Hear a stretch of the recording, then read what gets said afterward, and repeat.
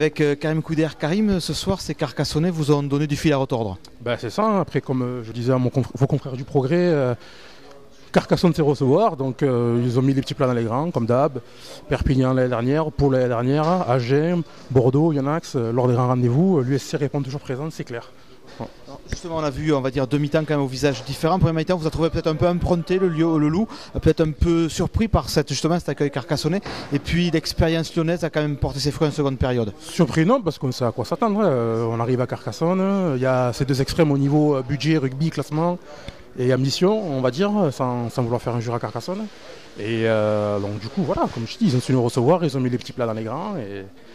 Et bon voilà, donc nous, j'avoue que les 30 premières minutes m'ont fait très peur au bord du terrain.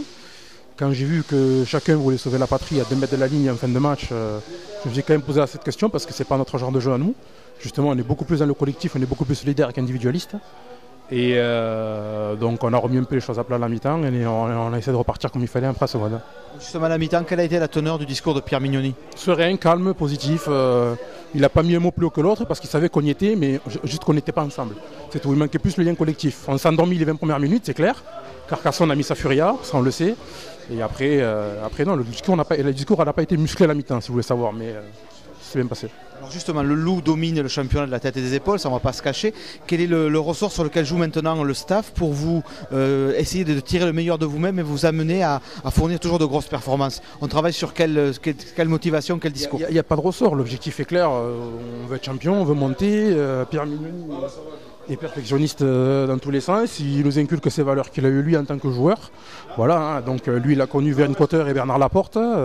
Donc quand il essaie de nous retransmettre son savoir, forcément ça nous tire vers le haut, on vise à la perfection. Donc non, tout le monde est concentré, croyez-moi, ça bosse très bien et très dur. Je me suis jamais entraîné, pour mon cas personnel, je me suis jamais autant entraîné. Et non, après il n'y a pas de ressort, il n'y a rien, c'est tout dominé, tout écrasé. Et voilà, il nous reste maintenant 9 matchs. Voilà, on veut continuer, on veut appuyer, on ne lâchera pas, quoi. Et dernière question plus personnelle, retour à Carca, forcément un peu d'émotion parce que tu as passé 2 saisons ici. Beaucoup, content de revoir les copains, content de revoir certains dirigeants. Et comme je dis, ça me fait très mal au cœur d'entendre un peu à droite, à gauche, voir la situation, voir les choses. Après, je ne suis pas à l'intérieur du club, je ne suis pas le cerveau. Il y a d'autres cerveaux au club qui savent gérer les choses mieux que moi. Mais ça me fait chier pour les coéquipiers parce qu'il y a vraiment des bons mecs qui lâchent rien, qui sont tout le temps 110%, qui tiennent la baraque à eux tout seuls. Et voilà, ça me fait chier, ça me fout les boules un peu quand même. Ok, merci Karim et surtout bonne fin de saison avec le loup alors. Merci beaucoup.